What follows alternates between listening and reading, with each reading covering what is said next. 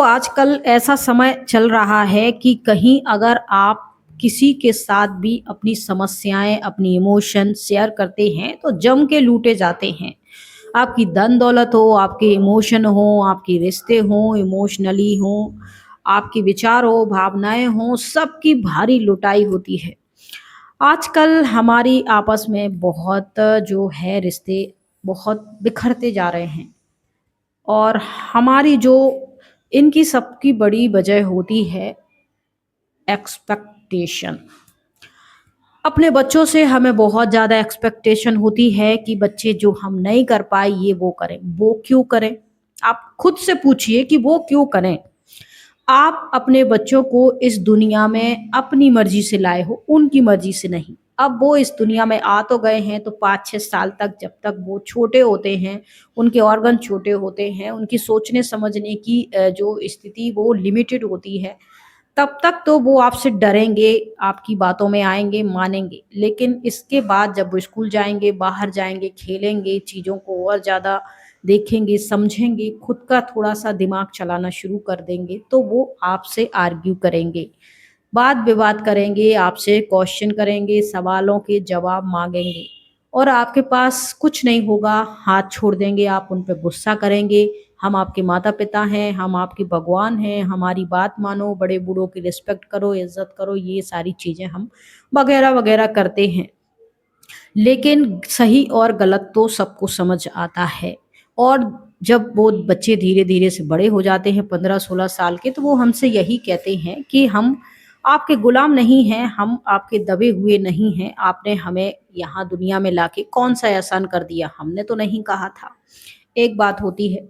दूसरी बात ये हर रिश्ते में ऐसा ही लगभग होता है और आजकल घर-घर में बहुत चीज़ें होती हैं, हम जो अपना पार्टनर ले आते हैं, तो हम ये एक्सपेक्ट करते हैं चाहे लेडीज़ हो, चाहे जेंट्स हो। लेडीज़ है तो वो एक्सपेक्ट करती है अपने हस्बैंड से कि वो उसके मायके वालों की इज़्ज़त करे, उनकी बात माने, रिस्पेक्ट करे, वो जो कहें तो हाँ जी करे, ये सारी चीज़ें और इसी तरीके से लड़का भी चाहता है कि उसकी जो पत्नी है, वो उसके माता-पिता, भाई-बहन और इन सब चीज़ों की और उसकी रिस्पेक्ट करे, इज़्ज़त करे, चलो यहाँ तक तो ठीक है।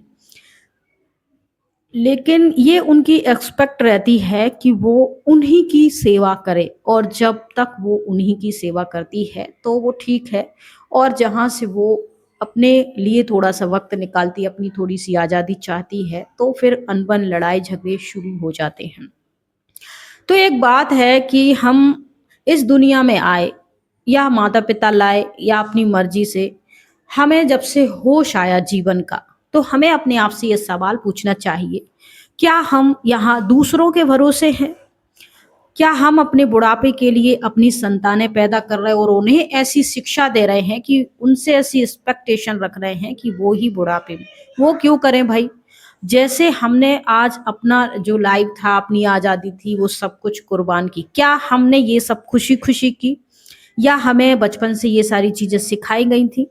हमें ये गाइड किया गया था कि माता-पिता भगवान का रूप है धरती पर, उनकी बात मानना चाहिए, उनकी आत्मा को नहीं दुखाना चाहिए, दिल को नहीं दुखाना चाहिए, नहीं तो पाप लगेगा, ये फलाना-ढिमकाना। तो हम इन सारी चीज़ों में पले-बड़े, हमने देखा हमारे ज़माने में इंटरनेट नहीं था और हमारे ज़माने में ज्ञान-विज्ञान की इतनी हमें समझ नहीं थी, एक शिक्षा का इतना विकास नहीं था, ये सारी चीज़ें तो जो कुछ हमें घर परिवारों में सिखाया जाता था, हम मान लेते थे। लेकिन आज का समय दूसरा है। यहाँ हमें भी थोड़ी-सी ज्ञान-विज्ञान की समझ आ रही है, हमें भी थोड़ी-सी जो है आज के आधुनिक उपकरण हम भी चलाते हैं, देखते हैं। हमारे बच्चे भी छोटे से ही बच्चे होते हैं, घरों के काम होते हैं, तो हम उनको बहलाने-फुसलाने के लिए उनको मोबाइल पकड़ा देते हैं और वो उसे शांति से देखते रहते हैं। यहाँ माता-पिता का जो रिस्पेक्ट है वो ख़त्म हो जाता है। हमें जो संस्कार बैठा के दिए गए थे, हम वो उन्हें नहीं देते हैं। वो मोबाइल से ही जो कुछ सीखते हैं, फिर वो उनके आदी हो जाते हैं, चिड़चिड़ाना शुरू कर देते हैं, ये सारी चीज़ें। फिर हम उनसे एक्सपेक्ट रखते हैं कि ये आदर्श बच्चा बने, हमारा आज्ञाकारी बने, हम ऐसे थे तो ये भी ऐसा बने, ये डॉक्टर बने, ये इंजीनियर बने और फिर वो नहीं बनता है, गुस्सा करते हैं, हम दबाव डालते हैं और देखिए इस दबाव में कितने केस आज हमारे सामने आते रहते हैं। और इसी तरीके से मिलता-जुलता एक केस हुआ है जो कि प्रज्ञा का पन्ना जो प्रज्ञा मिश्रा हैं, वो सोशल मीडिया इन्फ्लुएंसर हैं और एक पत्रकार हैं नामी-गिरामी। हम सभी उनको अच्छे से जानते हैं, उनकी जो भी इन्फॉर्मेशन वाली वीडियो होती हैं, उन्हें देखते हैं, सराहना करते हैं। आजकल उनका एक नाम जुड़ा है कि उनकी जो बहन है, उनके ही पति ने उनको गोली मार दी है। उनकी शादी जो है लगभग 12 साल पहले हुई थी, 6-7 साल ये रिश्ता अच्छे से चला, उसके बाद ये रिश्ता टूटने की कगार पे आया। दोनों में जो भी बहस हुई हो, दोनों कमाने वाले थे, सेल्फ डिपेंड थे, अपने-अपने अलग रह रहे थे। लेकिन जो इनकी बहन के हस्बैंड हैं, उनके पास एक बहन रह रही थी जो मानसिक रूप से थोड़ी-सी कमज़ोर बताई जा रही है मीडिया में, मुझे ज़्यादा जानकारी नहीं है। इस तरीके से चल रहा था, वो अलग थीं, उन्होंने तलाक के लिए भी केस डाला था, 1 साल से ये केस चल रहा था लेकिन तलाक अभी तक हुई नहीं थी और दोनों के बीच क्या रंज चल रही थी पता नहीं। उन्होंने 20 अगस्त को उनके वो आईसीआईसी बैंक में असिस्टेंट मैनेजर थी, उनको बुलाते हैं, उनके पास जाते हैं, बुलाते बाहर कॉल करके और बाहर ही उन्हें गोली मार देते हैं। फिर घर जाते हैं, अपनी बहन को भी गोली मार देते, खुद को भी और ये इन्फॉर्मेशन खुद को गोली मारने से पहले स्टेटस पे लगा देते हैं और लास्ट में एक लाइन लिख देते हैं कि प्रज्ञा और उसके हस्बैंड को सब कुछ पता है। तो जब ये बातें सोशल मीडिया पे फैलती हैं तो फिर उन पर भी आते हैं ये सारे केस। कुछ केस जो होते हैं हाइलाइट हो जाते हैं, आखिर ये दुनिया समाज में चल ही रहा है। तो क्या होता है कि हम ज़रूरत से ज़्यादा एक्सपेक्ट रखते हैं, हम सोचते हैं कि सामने वाला जो व्यक्ति है, वो हमारे घर परिवार में रहे और सेवा करे। अगर वो जॉब करना चाहता है, तो जॉब से पहले घर के जो बेसिक काम हैं, घर की साफ-सफाई, बड़े बूढ़ों को चाय-नाश्ता देना, खाना बनाना, पूजा-पाठ करना, नाश्ता सबके टिफ़िन पैक करके फिर वो जाए काम पे। और फिर वो वहाँ से आए तो यही सारी फ़ॉर्मेलिटी करे और फिर वो अपने थकान का, बीमारी का, अब किसी चीज़ का उसे चिड़चिड़ाने की भी अनुमति नहीं है, बोलने की भी अनुमति नहीं है, थकने की भी नहीं है, बीमार होने की भी अनुमति नहीं है, किसी चीज़ की उसे अनुमति नहीं है। एक मशीन की तरह उसे 16 से 17 घंटा काम करना है बिना कुछ बोले, चेहरे पे मुस्कान लिए। ये एक महिला से या घर परिवार की औरतों से जो बाहर काम करने जाती हैं, उनसे रिस्पेक्ट रखी जाती है। ना तो हम उनकी पक्षदार हैं, ना इनकी पक्षदार हैं। हम ये रियल फैक्ट आपके सामने रख रहे हैं, आप मानो या ना मानो, ये आपकी मर्ज़ी है। तो मैं सिर्फ़ इतना यहाँ कह रही हूँ कि किसी से इतनी सारी एक्सपेक्ट हम क्यों रखें? जबकि हम सक्षम हैं, हमारे पास पैसे हैं, हम भी कमा रहे हैं, सामने वाला भी कमा रहा है, ठीक है। हम किसी व्यक्ति को उनकी देखभाल के लिए रख सकते हैं, पैसे देकर। ऐसा भी तो उस एक व्यक्ति को भी काम मिल जाएगा, उसको भी थोड़ी-सी फाइनेंशियल हेल्प हो जाएगी और आपके घर परिवार में भी जो बड़े-बूढ़े हैं, जिनको दवाई टाइम से ज़रूरत है, उनको भी हो जाएगी। तो इस तरीके से हम सॉल्यूशन निकाल सकते हैं और एक-दूसरे को आज़ाद कर सकते हैं और रिश्तों को भी हम सीधे से चला सकते हैं कि भई चलो आज तुम्हें थकान है तो हम कर लेते हैं, कल हमें थकान होगी तो एक-दूसरे की मदद से ही घर परिवार बनता है। तो हम इन सब चीज़ों पर ध्यान नहीं देते हैं। देखिए पैसे हैं जिनके घरों में वो रख सकते हैं दूसरे लोगों को काम पे और जिनके नहीं हैं तो वो तो कर ही रहे हैं। वो जो व्यक्ति मजबूर है, जिनके पास इतनी अच्छी स्थिति नहीं है, उनके घर में ज़्यादा रिश्ते-नातों को लेके लड़ाई-झगड़े नहीं होते क्योंकि उन्हें पता है कि हम ही करने वाले हैं और हमारे पास इतनी अच्छी स्थिति तो है नहीं कि हम बाहर से कोई इनकी सेवा के लिए रखने वाले हैं। तो दोनों मिल-जुल के रखते हैं। वो बंदा भी सोचता है कि हम ये सामने वाला भी एक इंसान ही है, हम इस पे ज़्यादा दबाव ना डालें, थोड़ी-सी हम भी इनकी घर गृहस्थी में मदद करें।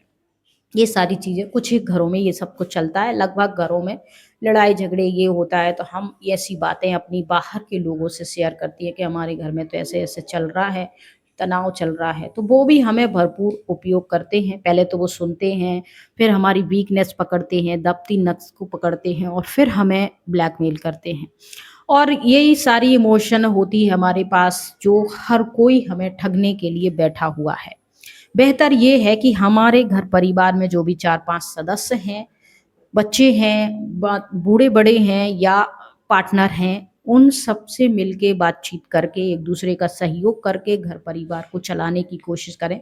सक्षम है तो बूढ़े-बूढ़ों की सेवा के लिए दूसरे लोग आप रख लीजिए कुछ पैसे लेकर आप कमा रहे हैं, दोनों जन उनको टाइम नहीं दे पा रहे हैं और आप 24 घंटे में से 10-15 मिनट उनके पास बैठिए, हाल-चाल पूछिए, दवाई वगैरह का सबका, ये सब ध्यान दीजिए। एक दूसरे का भी रिस्पेक्ट कीजिए। बच्चों को भी थोड़ी-सी फ्रीडम दीजिए, पढ़ाई का या पद का किसी प्रकार का उन पे बहुत ज़्यादा प्रेशर मत डालिए। आप उनकी रुचि किस तरफ है उस पे ध्यान दीजिए, उनको बिज़नेस में है तो बिज़नेस करवाने की तरफ ध्यान दीजिए। उनको भी फ्री छोड़िए ताकि वो भी तनाव में आके कुछ करें नहीं। या अभी हम देख रहे थे, एक रील चल रही थी कि बच्चा था 8 साल 9 साल का, पढ़ने पर उनके घर के लोग इतना प्रेशर डालते थे कि इतना छोटा बच्चा ट्रेन में बैठ के दूसरे शहर चला गया। तो ये सारी चीज़ें हैं, सब लोग हैं अपने-अपने लेवल पे, थोड़ा-सा फ्रीडम हर कोई चाहता है। अगर हम अपने घर परिवार में रिश्ते बचाना चाहते हैं, लंबे चलाना चाहते हैं, तो यही सॉल्यूशन है कि मिल-जुल कर सारी चीज़ें करें, एक पर भार ना आने दें क्योंकि एक पर भार आएगा तो वो व्यक्ति उस भार के नीचे दब जाएगा और फिर विस्फोट होगा, या तो वो बोलेगा या फिर खुद को या दूसरों को नुकसान पहुँचा लेगा। तो घर में 5 सदस्य हैं तो 5 मिल के चलें, नहीं है तो बहुत ज़्यादा रिस्पेक्ट ना रखें एक दूसरे के साथ, खुद से कुछ करने की कोशिश करें और इस तरीके से घर गृहस्थी की गाड़ी चलाएं। और अपना जो रोना है, दूसरी जगह जाके रोना ना रोएं क्योंकि वो लोग आपकी मदद तो करेंगे नहीं, बल्कि आप तो सताए हुए पहले से ही हो और भी सताए जाओगे, हर जगह सताए जाओगे। जो भी स्थिति है वो हमें खुद ही हैंडल करनी पड़ेगी। जय हिंद, जय भारत।